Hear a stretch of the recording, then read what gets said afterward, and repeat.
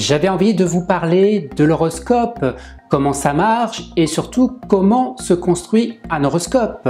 Certains disent que l'horoscope n'est pas la meilleure expression de l'astrologie. Oui, peut-être, mais pour moi, l'horoscope, ça reste de l'astrologie. On s'appuie sur des bases astrologiques pour réaliser un horoscope.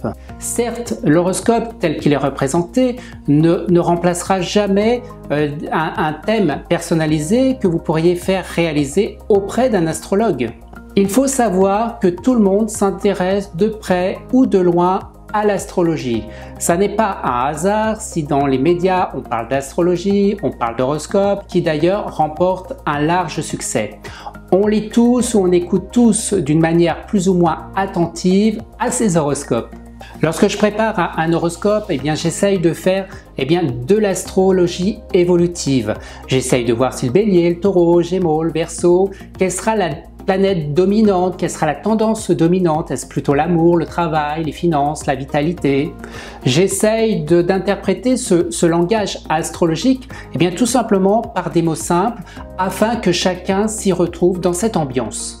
Lorsque je prépare un horoscope, c'est pas au petit bonheur la chance, c'est pas du hasard. Il y a vraiment un travail de fond qui est fait dans la partie de l'horoscope avec du temps, de l'énergie et une étude des astres.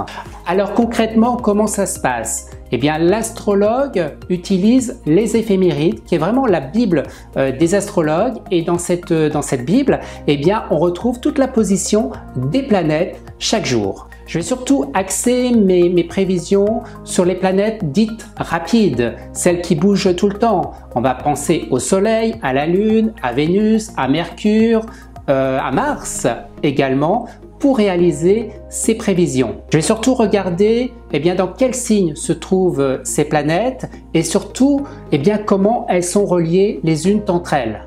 À partir de ces éléments, c'est là que commence l'horoscope, les prévisions, l'interprétation par des mots simples, d'une manière positive, aidante et accompagnante la personne qui lit effectivement ces prévisions.